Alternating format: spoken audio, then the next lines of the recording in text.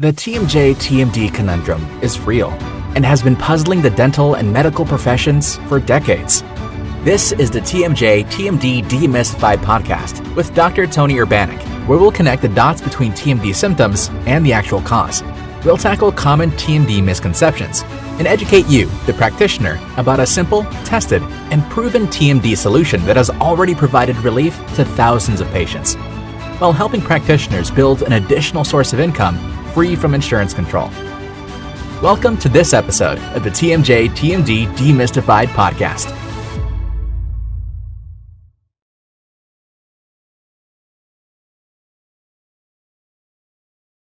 Welcome to TMD Warriors. I am Tony Urbanic, and we are gathered here for the next episode of TMD Demystified.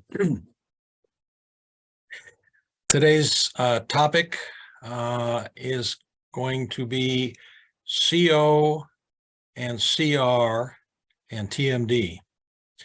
CO, CR, and TMD. And as I stated on a couple prior episodes, these technical descriptions or episodes or topics don't seem to get as big a play as some of the others. But I chose this one today because of the critical nature of understanding the relationship between CO, CR, and temporomandibular joint disease.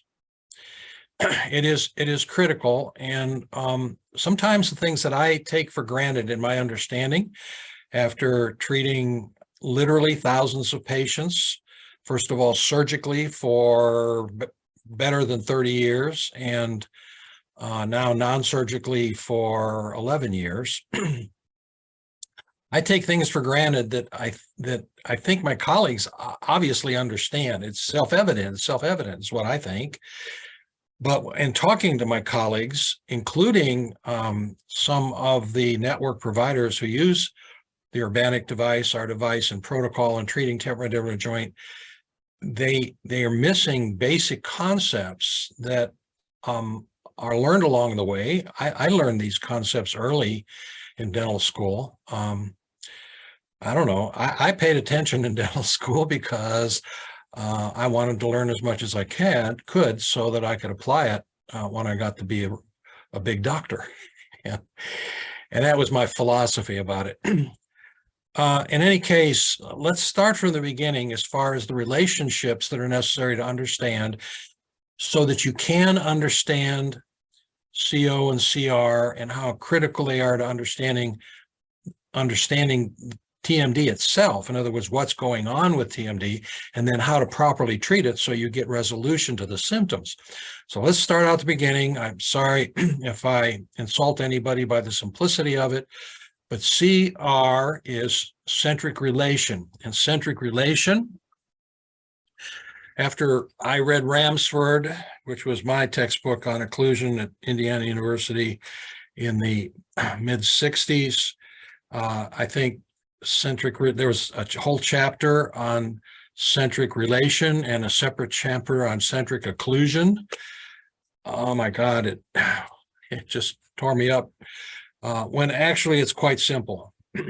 Centric relation is the relationship of the jaw when the condyle is comfortably or ideally seated in the glenoid fossa. That's centric relation. Now, can you define it in a little different ways? Can you define it as to the angulation of the disc, or how many millimeters the condyle is seated off of the bone of the glenoid fossa? Well, I guess you could, but a practical definition of centric relation, which is usable when treating and understanding temporomandibular joint disease, a centric relation is when the condyle is comfortably seated within the glenoid fossa, irrelevant of the position of the disc, the meniscus.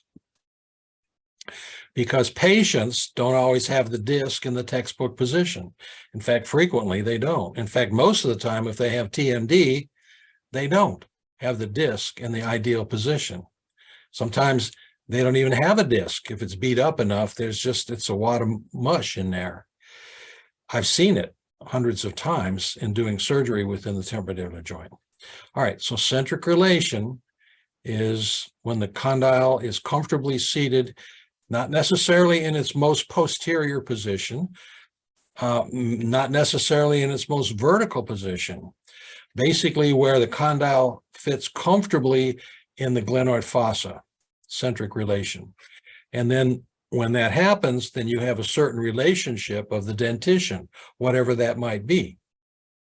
Centric occlusion is where the occlusion of the teeth fit most ideally depending on the arch width and the occlusal surfaces of the teeth and the angulation of the teeth, the history of treatment of the teeth of many kinds, orthodontic and operative surgery, operative dentistry. But centric occlusion is where the teeth themselves fit in the most ideal position depending on the age and the position of the teeth and prior treatment of those teeth, which is irrelevant to the position of the condyle in the glenoid fossa. Centric relation, which is in the glenoid fossa, and centric occlusion, which is the ideal position of the teeth themselves. Now,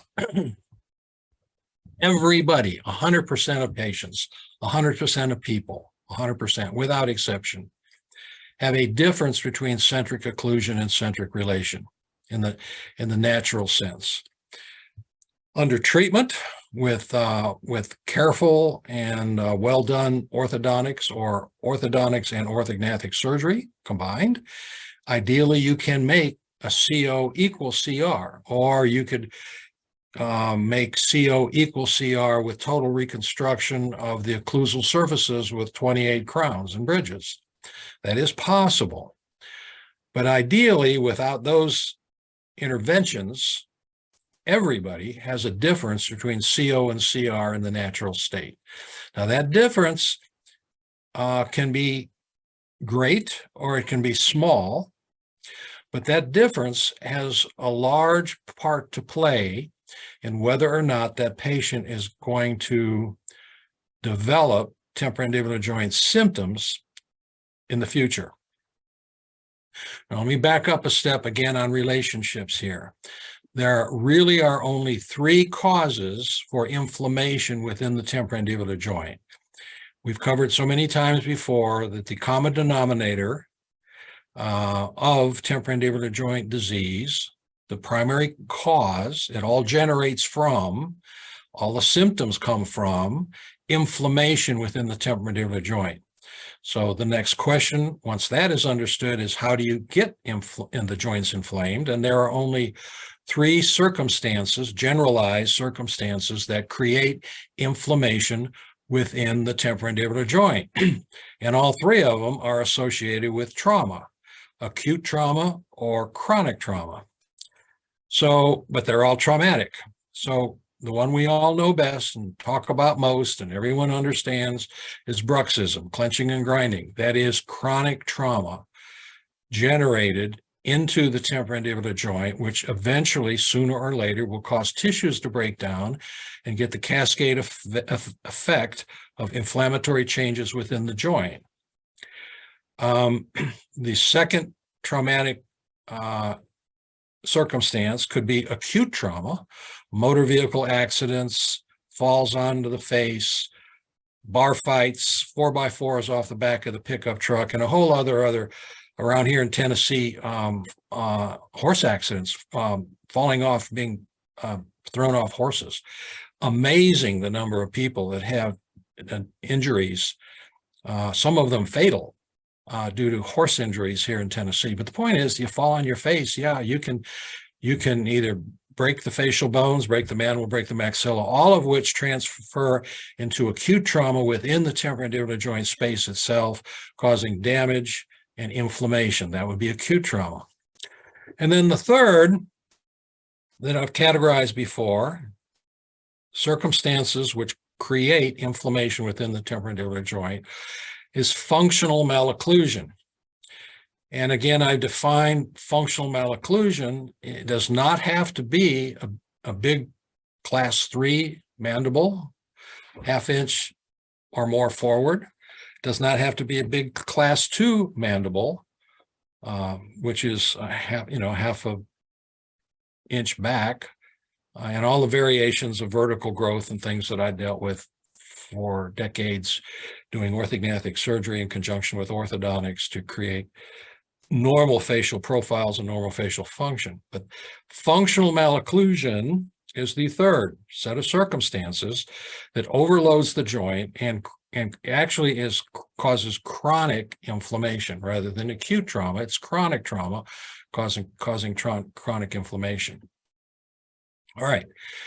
So functional malocclusion then does not have to be a big class 2 or class 3. It can be a relatively small difference between CO and CR. How do I know that? Because I've seen it thousands of times. Patients will come in and they don't have a history of bruxism, but they have a significant difference in their CO-CR, which they've struggled with their entire life, in their chewing mechanism, which has overloaded the joint, creating inflammation, which then domino effect, creating all of the symptoms, one or more of the well-known accepted symptoms. So CO and CR are critically important as to, number one, understanding the cause of inflammation in the joint, and therefore understanding how the symptoms arrive and are derived from that inflammation. So once you understand that, then the question will be, well, what do we do about CO and CR? Is it important to correct every CO and CR discrepancy? How do you define the CO to CR discrepancy? Is it defined as something greater than a millimeter, something less than 2 inches?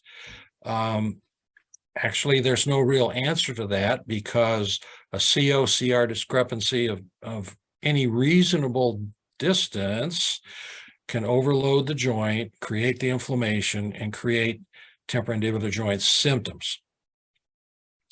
So let's talk about a couple specifics here as it applies to understanding TMD and treating TMD using the usual, or let's just say over the history of treatment of TMD. That's history meaning past 50, 60 years, 70 years, maybe go back that far. Trying to create a CO equals CR, or try to remove the difference, a significance difference between CO-CR. So the first that comes to mind is orthodontics. Now, I've talked before at length about how orthodontists should be extremely careful about putting traction on the mandible, either distraction of the mandible forward or pressure on the mandible back to try to treat a class 2 bringing the mandible forward or a class 3 bringing it back. Just yesterday, on Monday, I had a patient, and again, I'm very, very busy on Mondays, and I had a young man, and this is verbatim history. 23 years old, mom brought him in, struggling to stay in college because he has constant headaches, constant headaches associated with jaw pain and neck pain. His 3 primary symptoms, although he had others besides, was constant headaches, couldn't concentrate, upper back and neck pain, and jaw pain. He also suffered from shoulder pain. I also believe, if I recall correctly, he complained quite a bit of vertigo. But the primary symptom, what drove him in, was headaches, quote unquote migraines. Let me just make this statement about this particular patient, and this is what I have to deal with all the time. And as you learn more about this and you delve into it, and if you delve into it and you have enough patience, you're going to see it too. After we went through the usual consultation and asked my usual questions, I collected the symptoms. Because he was so distraught, and I had learned that this patient had started having these severe headaches at age 15. This is the history now. He was 23. So what is that? 8 years difference. Started at age 15. I knew it was quite some time they had been struggling with this problem. So I don't ask the question all the time, but in this case, I had a suspicion. I said, I'd like to know how many doctors that you have seen for your symptoms in the past 8 years, primarily headaches. I said, I don't need the names. I just need to know just a rough estimate, because you've been struggling with this so desperately, and they definitely came across as being desperate to solve the problem. How many doctors have you seen? Chiropractors, PCPs, walk-in clinics, oral surgeons, general dentists, neurologists, ENTs, whoever they thought. And their answer, he thought about it and mom thought about it. They both talked about it a little bit, and they agreed that they had seen in 8 years 50 doctors. 50 doctors. Now, I've commented on earlier episodes, the highest answer to that question I've ever heard was 150. And the patient swore to me over a period of 20 years, this was a patient who had it much longer, but she swore to me that she wasn't making it up, and it was the best estimate she could come up with, that over a period of 20 years, she had seen 150 doctors to help her find some kind of solution to her, at that time, TMD symptoms. This was several years ago. The patient I'm speaking of, 150 doctor list. But yesterday, on Monday, I had a patient that had only had the problem for 8 years, and he and his mother had been everywhere. And it's not uncommon. By the time they hit 20 or 30 doctors, they're at the Mayo Clinic, they're at the Cleveland Clinic, they're all over, and they have all kind of recommendations and treatments and drugs and all kind of things. This is our daily life around here. My daily life, my associate's daily life, our practice daily life is dealing with this kind of problem. So in any case, this relates to CO and CR. I'm getting back to the issue. So again, I was very suspicious, because this was obviously, this mom and son had taken well care of themselves. He had a good occlusion. But I noted that he had a class 3 bite. He had a pretty much normal profile. He was a handsome young man. He had he didn't have a big mandible, but it was a male appearing mandible. But I asked him, because I saw the class 3 position of the molars, first molars. I said, did you have orthodontics when you were younger? And the answer was yes. And what I found out, again, I can duplicate this because it only happened yesterday. His father had been in an industry, in the auto industry, where he got shipped around the world quite frequently. And he had 3 separate orthodontists in 3 separate countries, the US, Brazil, and Germany, as I recall, who over a period of about 4 years put him under 3 separate kinds of orthodontic traction or treatment. But what I did determine with certainty is that part of, somewhere along that line, a tremendous amount of intrusive traction forcing the mandible posteriorly was done by one or more of those orthodontists in those 3 episodes that went on over 4 or even close to 5 years, starting at age 12, which tells you something else. He started orthodontics at age 12. By 15, he was having severe headaches. I don't know how much clearer it should be to my orthodontic colleagues to be really cautious about placing traction, either way, class 2 or class 3 traction on the mandible, because constant pressure causes damage, which causes inflammation, which causes TMD symptoms. So in this particular case, this patient actually didn't have any that I could discern, any visual differences between his CO and CR. In fact, so orthodontically, the orthodontist artificially made CO equal CR, but it didn't fix the temporomandibular joint symptoms. Actually, because of the loads on the temporomandibular joint, it created the problem. Chronic inflammation. You don't see chronic inflammation on an X-ray or an MRI or a CT scan. You diagnose chronic inflammation very simply. Push on the joint from the open and closed position, and if it hurts, it's inflamed. And it hurt. This young man's, he said it hurts equally both sides. I remember well, equally both sides, and he graded it as a 7 out of 10, 10 being the worst that he could think of. 10 being the most severe pain he could think of. That's what I usually ask. How do you grade it 1 to 10, 10 being the worst? And his answer was 7, both sides.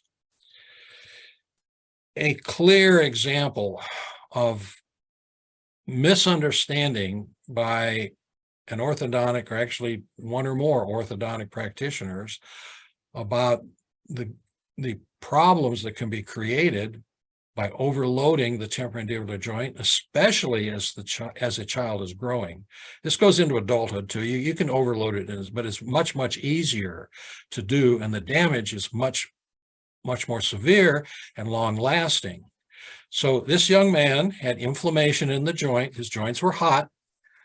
He had seen 50 doctors over a period of 8 years to try to solve this increasing amplitude of symptoms: headache, earache, jaw pain, neck pain.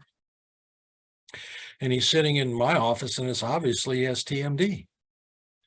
So, he's going to get fixed. We're going to put him into a vise. He's already taken impressions. We're going to get him in vise. In a few weeks, he's going to be feeling like a new man. But again, that's not my point. My point is CO and CR and the relationships of those two, and whether or not it's important to fix them, that is, fix that difference or leave it alone, and understanding whether, if you're going to try, and if you feel a need to change the dimension between CO and CR, whether or not you can expect any effect on the TMD problem. Obviously, it had no effect, in fact, created the problem in this young man. Now, can an orthodontist, and here in Middle Tennessee, I hear it all the time because I see the patients, whether they had recommended, whether the recommendation orthodontics is going to make your headaches go away, whether that was when they were 12 years old or whether it was they're 40 years old. I have heard that multiple times here in Middle Tennessee. All right. Does orthodontics correcting the bite fix TMD symptoms? Well, as I mentioned before, theoretically, if getting your bite organized, however you want to organize it, change it, will make the inflammation in the joint go away, and theoretically, then the symptoms will go away. But once the damage is done within the joint, giving the patient a correct bite does not necessarily mean, in fact, rarely means, that the inflammation is going to dissipate. Won't happen. It's all about inflammation. And then if they also have a CO-CR discrepancy and they have a history of bruxing, they're going to continue to overload the joint and stimulate the inflammation, which stimulates the symptoms. So just correcting a CO discrepancy unlikely will decrease inflammation. And I hear about it all the time, because we see a lot of patients in here who have been told, fix your teeth, orthodontics, we're going to make your teeth straight, and it's going to make your headaches go away. They go through the orthodontic process and they still have headaches. See it all the time. Same thing goes along with operative reconstruction, occlusal reconstruction of 20 to 28 teeth, and getting them to have a CO equal CR and have just beautiful, occlusion with all of the technical abilities we have now in dentistry. It's not easy to do, and it's certainly expensive, but it can be done. Does that fix TMD? Well, the answer is the same answer that I tried to explain with orthodontics. If the joint is damaged already, getting the CO to equal CR is not going to be a solution because it doesn't decrease the inflammation. And then the third example of same thing is in my own field, orthognathic surgery in combination with orthodontics, because a good oral surgeon does not exclude orthodontics when he does orthognathic surgery. In almost all cases in my career, I can't remember maybe one or two where I didn't absolutely have to need orthodontic assistance when I moved the facial bones around, the maxilla, the mandible, whatever the case was, one jaw, two jaws, or Lefort ones, Lefort twos.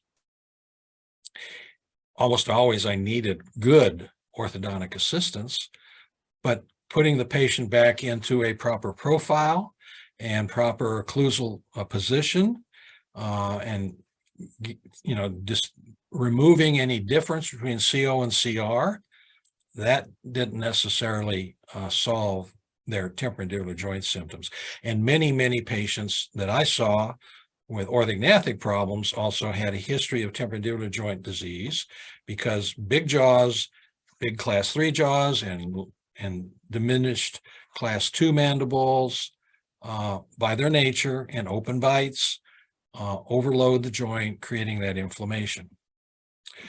So understanding that just because they have a CO-CR discrepancy doesn't mean if you fix a CO-CR discrepancy, TMD is going to go away, be handled, be fixed. And then you get into the smaller detail of the position of the disc, and it relates to CO and CR. Once the disc is damaged, I can assure you that currently and in the future, no matter what you hear or have been told on different surgical sites, dental sites, we are not going to be able to now or in the future reconstruct or make whole a meniscus which is damaged. Once that meniscus is damaged, whether it be the damage inherent in the disc itself or the damage to the dislocation of the disc, I have done surgery on 2,000 temporomandibular joints, half of them open joint. That's 1,000 cases where I've actually, with my eyeballs, been able to see the inside of the joint and what that disc looks like. All of those surgeries done because patient had TMD symptoms. And so I've seen a plethora of discs in different shapes and sizes and degrees of degeneration within the temporomandibular joint. And whether you reposition the disc or try to inject or have that disc grow with different modalities trying to encourage that disc to be more healthy, I can tell you that has not happened in our science. And my prediction, knowing about cell biology and anatomy in detail, I don't expect it. I don't see how that can happen. That is wishful thinking. Although there's a lot of wishful thinking out there, and there's some people trying to reconstruct tissue in a vat or reconstruct it in situ within the joint. Not going to happen. So the issue of the disc itself is kind of a mute question, a mute point, because there really isn't anything to be done about the disc. You have to the disc is a workaround, whether it's dislocated. Am I saying that the disc can't change positions? No, I didn't say that. The disc can change positions naturally or with a little help. If you unload the joint and the joint synovial fluid is sticky because the joint's inflamed, inflammation causes the synovial joint to be sticky like glue rather than oil. And that will cause the disc itself to stick, most often anteriorly, but sometimes laterally and occasionally medially, or a combination of the three. But the point is that that disc can change position as the joint becomes more healthy. But are you going to actually reconstruct the disc itself or add tissue to it or make that inherent level of cartilage more healthy? No. Once it's damaged, it is going to be damaged. It has almost no blood supply. It gets all of its fluid and all of its tissue livability from the synovial fluid. It has no blood supply. So the disc itself is a mute question as to CO and CR. It can change as the disc position changes. That can have an effect on the difference between CO and CR. So here's the final concept I wanted to get across about this difference between CO and CR, and that is a large difference, as I talked before, can have a profound effect on creating damage within the joint, but also a small difference between CO and CR can make a profound amount of damage present within the temporomandibular joint. Does that mean that you have to fix every significant change between CO and CR? What's significant? It could be as much or as little. It could be as little as a millimeter, millimeter and a half, 2 millimeters for sure.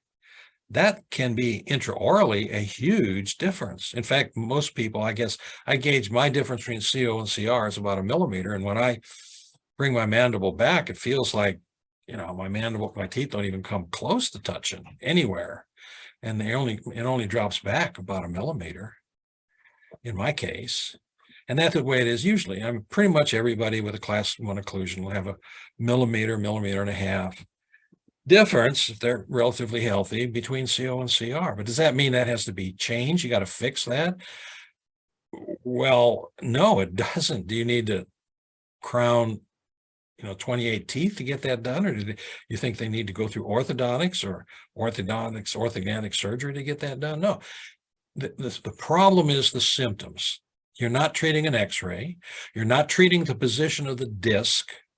You're treating inflammation. Let me make that clear. In treating TMD, and again, it's all over these episodes, but you're treating inflammation. And although I look at an X-ray and it gives me a lot of information, I can look at an X-ray and I'll look at the patient and say, oh my God, you've had this problem for 20 to 30 or more years. They look at me, how'd you know? I just introduced myself as Dr. Urbanek.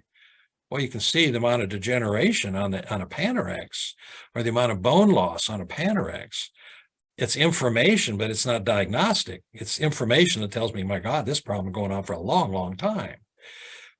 But again, you can't see the cartilage on a regular X-ray anyway. You got to have an MRI. But again, why would you This brings up another point. Why get an MRI to kind of sort out what's going on within temporomandibular joint problems, where it's kind of irrelevant where the disc is? Because that's the only thing you can see on an MRI that you can't see on a Panorex. And so you spend $1,500 or more for an MRI to say, well, your disc is anteriorly dislocated, to the 7 o'clock position or whatever. So what? It's all about inflammation. And can a small difference between CO and CR create inflammation in the joint? Yes, depending on the amount of bruxism, depending on probably several other factors, general health. But do they need to be fixed? No. How do you fix inflammation within the joint? The best way that I know of, that I can dream of, is just unloading the joint consistently long enough to allow the inflammation to die away, and emphasize consistent and emphasize long enough. And long enough is defined as indefinitely. You have to keep the joint unloaded indefinitely if they have significant inflammation in the joint, to keep the inflammation down, so that no matter how much they clench or grind, or how much damage is already in the joint, they don't develop symptoms. If you can ameliorate symptoms, you've solved the problem for the patient. So that is long-winded, and I really hope what I went through makes sense to my colleagues, my general dental colleagues, my orthodontic colleagues, my oral and maxillofacial surgery colleagues, who are by far the only ones who have the opportunity to see patients who are referred patients with this terrible problem that we call TMD. And so now hopefully you understand how important it is to understand the difference between CO and CR, its relationship to TMD itself, why it's not really important to fix all differences between CO and CR. There may be other reasons why you want to fix it. Obviously, if the patient has a facial disharmony, functional malocclusion, and they need orthognathic surgery, that's a really good reason to fix it. If they have orthodontic features, dental features that need orthodontic care, that's a really good reason to fix their teeth, fix their occlusion.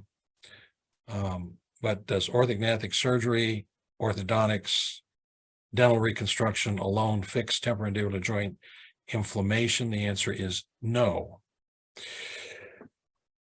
I've carried on long enough, too technical. I'm sure for some of you. For that, I apologize, but I needed to get it out there. I wanted to get it documented. Basically, I said that.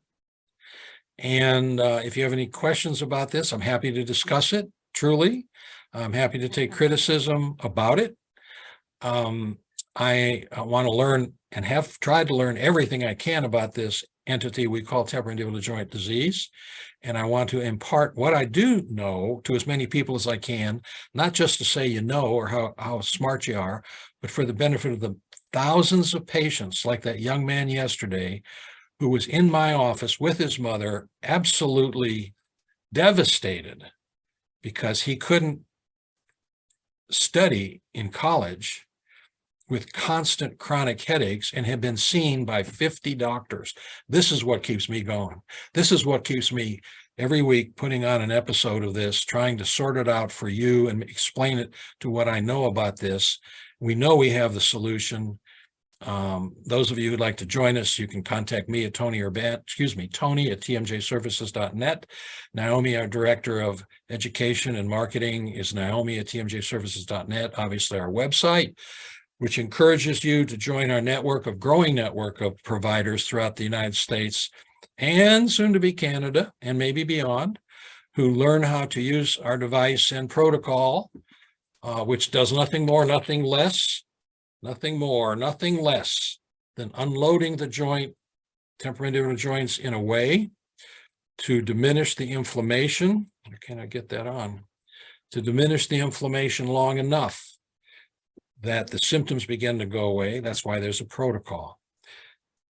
www.tmjservices.net. Until next week, I definitely look forward to speaking with you again. I am Tony Urbaniak, and this is TMD Demystified.